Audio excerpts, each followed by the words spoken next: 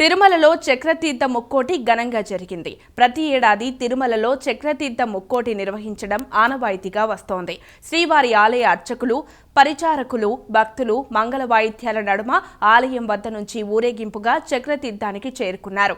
అక్కడ శ్రీ చక్ర తాళ్వారు, నరసింహస్వామి, ఆంజనేయ స్వామి వార్లకు అభిషేకం, పుష్పాలంకారం చేపట్టి హారతి సమర్పించారు.